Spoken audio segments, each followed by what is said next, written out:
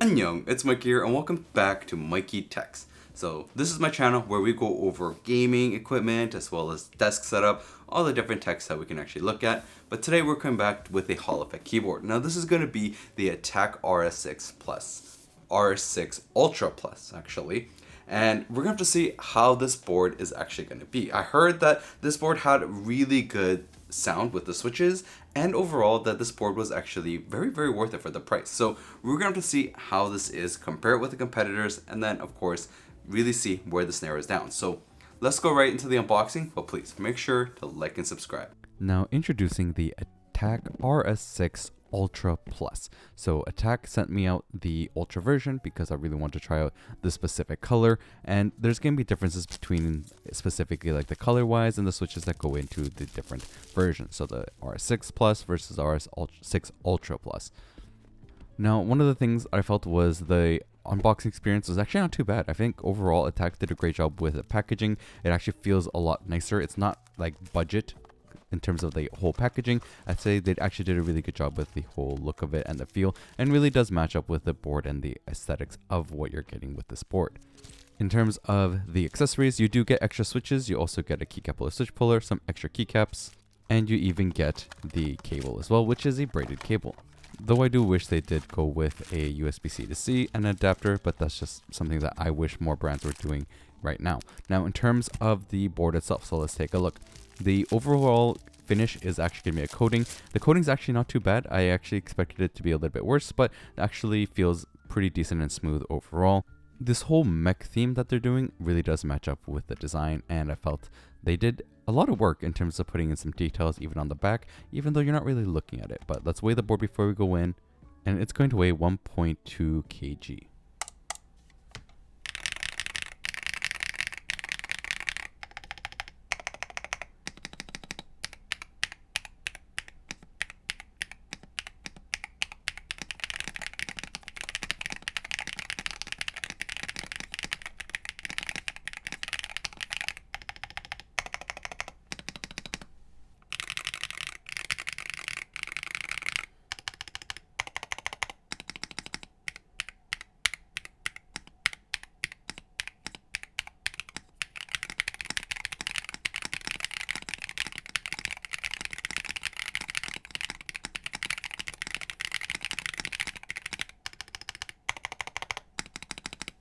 So one thing we're going to have to see is whether or not we can actually tear down this board, because the way that this is designed, I know the Naja 65 we were able to actually take it out because it's tray mount.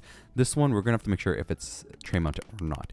The plate is FR4 and there are no flex cuts, so that's a nice thing to notice about the plate itself. FR4 I think is actually pretty decent in terms of HE and does help with the bulkiness compared to like an alu plate. You can really see here that the plate is actually thicker than the PCB, so that makes me think that the PCB is going to be 1.2 millimeters. Hopefully I can take it apart to really take a look, but it might not be possible.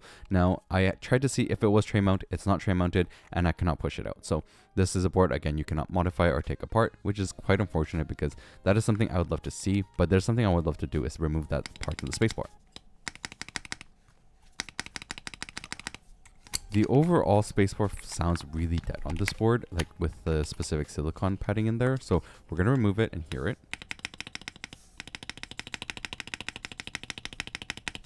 So removing it did help it a little bit, but it still sounds kind of dead. Now in terms of these stabilizers, they are plate mounted stabilizers. I really do wish brands would go with screw-ins instead. It just would be a lot more preferable. And in terms of the plate mount, you can see here that it looks like they did a ton of dielectric grease, not 205, and maybe too much, which might be why the sound's so dead. But I have to say it's well lubed and you don't actually have to do more because there's no ticking. Now we've tried to do the teardown, as you would have saw. We can't actually get this out of the case. This is kind of what I dealt with the MCHOs. The way that they built this case is like pretty much it's stuck in there and it's really difficult to push out. I'm sure there might be a way to do it, but in general I wouldn't just suggest doing it for anyone, because the fact is it's really pushed in there for a reason and you don't really want to break something while you're doing it, especially in the fact that they used a 1.2 millimeter PCB. Now the fact that it's a little bit thin is not something I enjoy. I personally like a little bit more of a thicker PCB, only because it provides a little bit more of a fuller sound than say a thinner PCB would. So those are a little of the things that I've noticed over my time with the hobby, and Overall, this board, in terms of that aspect, it's just unfortunate they didn't. Now, does it sound good? I would say looping the switches does help a bit. Now, does it make a big difference? Not really. The stock switches are actually still pretty good with this. The spacebar, though, sounded really dead. So that's something I noticed with this one as well. Now, in terms of the quality of the board in the case, it's actually quite solid and feels really nice in my hands. When I was using it and holding it, it felt really nice. The coating is actually not bad either. So I'm not a big fan of coating. Normally I like Anno, but this one, it actually does come off pretty decent. That's something that, yeah, I was actually quite surprised about. The overall design of this board and everything really does give you a mech feel, and it does feel nice overall. We will have to go a little bit more in depth. Of course, check it out in-game as well as software. So let's go right into that. So a few things I'd like to point out. One, it does suck that you can't tear it down to modify it, but overall the board's pretty good, and the design-wise and the quality of the board is actually quite decent.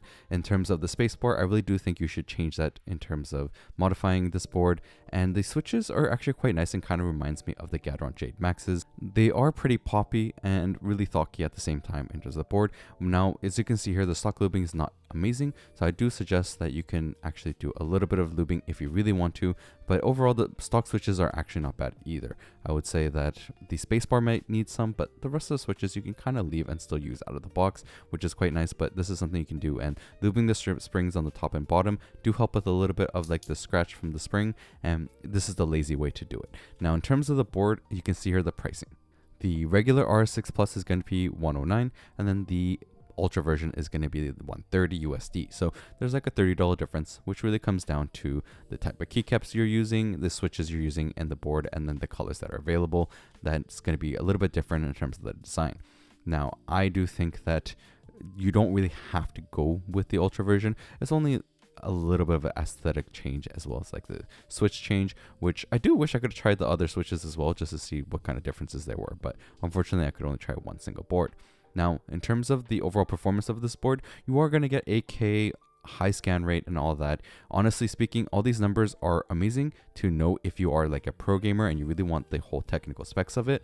But if you are just a regular gamer that likes to ranked and not going to like high diamonds or higher than that, then honestly, an 8K board is still going to be fast enough. Now, in terms of the software, the lighting's quite bright on this board. It works well. But one thing I noticed is the custom lighting was not working. And for some reason, like, I don't know why I couldn't get it to work at all. I was trying to see if there was any settings I can change. Unfortunately, could not get the custom lighting to work. So that's something to note for yourselves in terms of this board. Hopefully they make these changes and update it and fix that portion. Now, in terms of the actuation settings, very easy to do. In general, attack software is pretty simple and very user-friendly. You can really set up things very easily here, and this is what I do to set up for Apex. I even go into Super Glide Trainer just to make sure that my Super Glides are going to be accurate, and I make those settings changes in here, and very easy to do. And like, there's no really weird glitches here where, say, the setting kind of just moves on its own, which is very nice to see. Overall, I think Attack has one of the better softwares, and it's pretty decent. It's not anything special. It's just, I would say, minimalistic, very simple, and that's it. I do also appreciate they put their profiles in there so that you can actually put into a function layer so that you can actually use it. Some boards don't do that. I think that's a minimum that you need in terms of software. This also has the changes for 8K, 1K, things like that. We're gonna have to test to see and make sure that it does work. Because some boards it doesn't work, and if you have a older computer, that's not great to have either. So in terms of the polling rate, yes, you can see here we're going to get the 8K when we have it set at 8K. Now we change it to 1K, make sure everything's good, and then we're going to test to see if it does change to full on 1K, and if that's correct, then perfect. We're going to be very good. For anyone who does need to change their software settings specifically for the board, just so that it doesn't make lagging or in a game or anything like that. Now, in terms of using it in Apex, I've gamed with it and I've tested it, and usually I show you guys in training grounds because it's just easier to show like really quickly what I'm doing. Overall, the board works really well. It's like it completely sets up with what I'm trying to do. Of course, super gliding should be much easier with a holofic board, but it takes time sometimes. It's not going to be always perfect right away off the bat, and you're going to have to practice as well in terms of getting used to your board and how it is. Now, in terms of the shotgun here, I'm going to show you guys just how it works and how I move with the actual keyboard. And you can see here like my super glides are going up quite well, and it's really nice. Like the board does work and function correctly, and you are going to get more than the usual of like 1K comparatively to this one with 8K. Now, This is another benefit of Hall Effect that you can use in Apex Legends specifically, where there is recoil smoothing. Now, I do have the Mythic laser sight, which is obviously going to make my recoil heavier, but you can see there's a little bit of recoil smoothing. If you don't use the Mythic laser sight, obviously it's going to help a lot more, and these are just small benefits that Hall Effect can do, especially with like picking up items or moving things like that. Now, in terms of Valorant, we're just going to make sure to see that the snap tap, the SOCD, is going to be working perfectly, because this is specifically a thing that a lot of Valorant players will use in game, and we want to make sure that this setting does work. So you can see here that it's going to be on last input, meaning if I hold A and then press D after, it's going to stick to the D key, and then if I let go of the D key, it's going to go back to A. So instead of having to constantly back and forth A D in terms of your strafing, this one you can actually just go one directional and then just press one key and let go. Just make things a little bit easier for you to use. And obviously pressing skills goes a little bit faster in terms of using Hall Effect if you have low actuation settings. And you can really see here, like, I'm trying to do a lot of just simple movements, moving around quickly with Neon's ult, and it is pretty nice to use with the board. Now, going into actual thoughts of this board. So a few things I would like to note. It's like, one is the fact that the 1.2mm PCV is honestly disappointing. I really do wish that they went 1.6. I understand why though. They wanted to fit as much foam in there, and likely speaking, they had to do the 1.2 just so they can fit enough space inside of the case. And because of that, it's not enough space with 1.6. I think you don't need to fill up a board with that much foam. Like, doing that really deadens the sound, which is kind of unfortunate in my aspect. Now, in terms of the overall sound profile, it is quite poppy, but the spacebar is quite dead. In terms of the web app, it's not bad. Honestly, it's one of the better ones out there. I would say it's like underneath Wu-Tang, Keychron, brands like that, but it's not going to be as low as some of the more budget brands out there with software that was just very mediocre with like no profile settings, kind of like when we looked at the Apple Maker software, which was like very bare minimum, nothing at all. Now, in terms of software rating, I'm going to give it an 8 out of 10 because it has the profile settings and it has the 8K and 1K changes, which is great. Tapping sound, I give it an 8 out of 10 as well. It's actually a very decent sound, and you don't really have to modify the switches to make it sound decent in terms of the board itself, which is not too bad. And honestly, comparing it with a lot of the other boards out there, this board does sound pretty good. And I think in general, Hall Effect boards have come a long way in terms of how good they can sound, which is really a nice thing. I think that's something that more boards are really going towards overall, and more brands are really kind of trying to build their own switches. Now, in terms of the pricing compared with competitors, it is sitting at a very good spot, right? It's sitting at 130 USD. When we look at other boards out there, they were a lot more expensive. The most like similar price one was gonna be the Everglide board, and the Everglide board is pretty good. It's just the software was a little bit iffy in terms of like no profiles, and the fact that you do have to modify the switches because the stock was really not great. But it's going to depend on you, right? Like, it depends on what kind of design you want. As I was saying, in general for Hall Effect keyboards, it's going to now come down to more of what kind of design do you like and what kind of switch do you like in terms of what you want to choose. Now, overall, these are a few things that I've heard about Attack in terms of the past, is that their QC was a little bit iffy, but I heard ever since their collaboration with QK, it actually improved a lot more, and Attack's been getting better and better with their specific quality control. This board actually feels quite nice. Now, we had a lot of boards that we compared with. There's been a lot of new boards lately, and they're priced pretty high. Like, they're all getting close to the $200 USD point. Well, this one's actually on sale at like the $129, which is a very good pricing, especially when you consider like the other board that I think was actually really good in terms of like straight up competition would have been the Everglide one, which was the A68 Pro. This one is also a very good choice. The software was actually really good, right? You have a very decent software that you can use with this board, and overall, the sound wise, I think this board does have a decent sound. Now, in terms of gaming and all that we went through, honestly speaking, when it comes to Hall Effect boards, I feel like they're actually very, very similar to each other now.